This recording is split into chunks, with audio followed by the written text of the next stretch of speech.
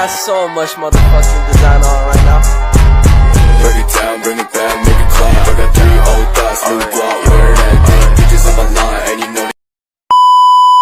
Assalamualaikum warahmatullahi wabarakatuh. Ketemu lagi dengan Winda Sari di channel ini. Baik, di sini saya akan menjelaskan dua materi. Yang pertama, pengertian dari distribusi, dan yang kedua adalah tujuan dari distribusi. Yang pertama, kita akan menjelaskan pengertian distribusi pendapatan.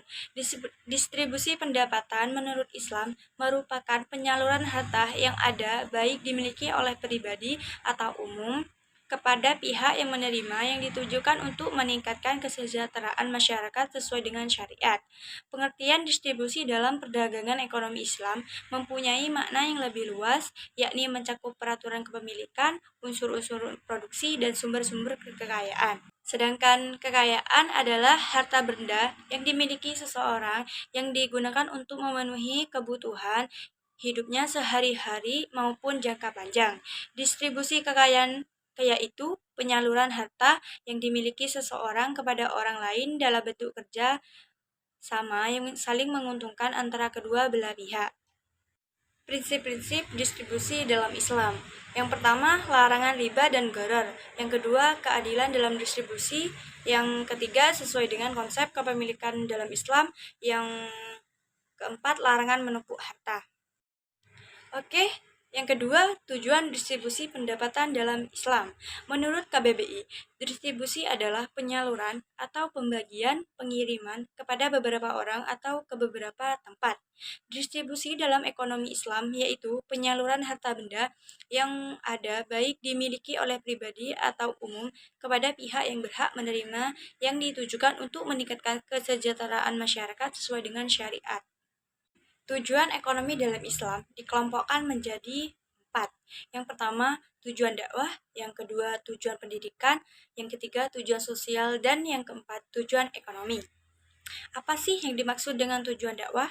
Tujuan dakwah adalah dalam distribusi pendapatan dapat dilihat dari penyaluran zakat, misalnya penyaluran zakat kepada para mu'alaf, ia memiliki tujuan dakwah untuk orang kafir yang diharapkan keislamannya.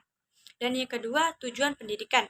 Secara umum, tinjau berpendidikan yang terkandung pada distribusi pendapatan dalam perspektif Islam adalah pendidikan akhlak al-karimah, seperti memberi, menderma, dan mengutamakan orang lain. Yang ketiga, tujuan sosial. Tujuan sosial terpenting dalam distribusi ini pendapatan adalah memenuhi kebutuhan kelompok yang membutuhkan dan menghidupkan solidaritas di dalam masyarakat Islam, mewujudkan keadilan di tengah masyarakat. Dan yang keempat, tujuan ekonomi. Distribusi dalam ekonomi Islam memiliki tinjauan seperti 1. Pengembangan dan pembagian harta baik dalam bentuk infak maupun iuran wajib.